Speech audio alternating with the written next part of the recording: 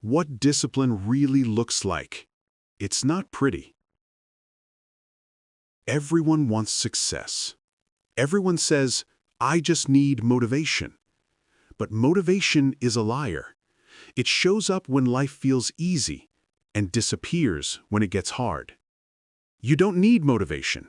You need consistency. You need structure. You need to do what you said you'd do, even when no one gives a damn. The hardest part about discipline is doing it when nobody claps for you. Most people quit not because they're weak, but because they thought discipline would feel good. But it doesn't. It's boring. It's lonely. It's ugly. And it's the only thing that actually works. Discipline isn't the gym selfie. It's not the perfect morning routine you see on Instagram. It's when you hate your life at 5 a.m., but you still show up. It's when you want to cry, but you still keep your promise to yourself.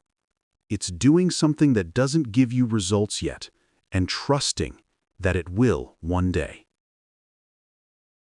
I used to go to the gym every night around midnight. There was this guy, no followers, no fancy outfit, no pre-workout hype, just him and his old shoes. For months, I saw him lift the same weights, same reps, same time. No transformation post, no audience, no applause. 6 months later, he looked completely different, and I realized, this is what discipline looks like. It's invisible until it's undeniable. Because discipline doesn't need witnesses, it needs repetition. There's an old Japanese story about a young samurai. He asked his master, "Sensei, how do I win every battle?" The master replied, "Wake up at the same time every day." The samurai was confused. That can't be the secret. That's too simple. And the master said, "Exactly. You can't even control one morning, yet you want to control your life." That line changed my life, because discipline starts with small control, not big dreams. We all want to conquer the world, but most of us can't even conquer our bed. Your morning isn't just about time, it's about power. If you can own your morning, you can own your day. And if you can own your day, you can own your future. People love the idea of self-growth, but they hate the process. Growth is not pretty. It's messy, it's painful, and it's slow. When I started my first company, I failed. Not once, 10 times. Every failure wasn't the end. It was training. Training for self-control. Discipline means doing boring things long enough for them to matter. Think of bamboo. It grows underground for 5 years before breaking through the soil. If you stop watering it in year 4, you'll never see anything. That's what discipline feels like. Watering nothing for years until it suddenly explodes overnight. Comfort is the silent killer of greatness. Most people aren't lazy. They're addicted to comfort. They choose what feels good now over what matters later. You don't rise to your goals. You fall to the level of your systems. If your system is weak, your life will be weak. There were nights I wanted to quit everything. I turned off my phone, sat in silence, and told myself, if you quit now, you'll have to start from zero again. And I've come too far for that. Discipline costs you everything you think you want. It costs you friends who don't grow. It costs you weekends of doing nothing. It costs you short-term pleasure for long-term peace. When you change, people will say, "You've changed." Damn right I have. That's the point. Discipline turns chaos into calm, and calm into power. Discipline isn't physical.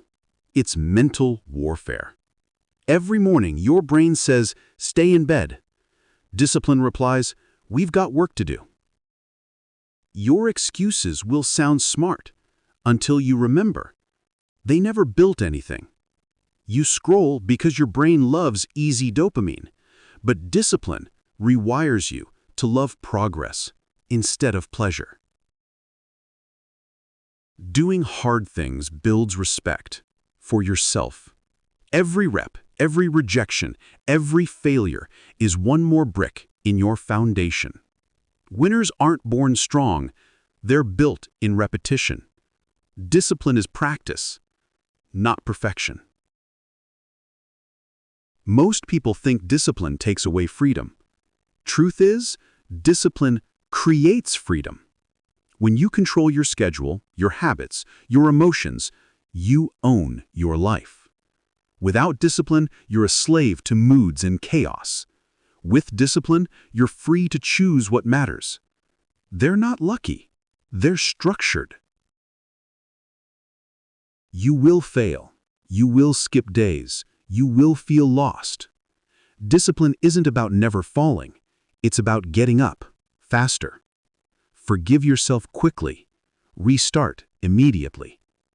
Don't count the days you fail. Count the days you return. A potter once made 100 broken pots before creating one masterpiece. When asked how he learned, he said, "Every failure shaped my hands and my patience." That's what failure really is, the teacher of the disciplined.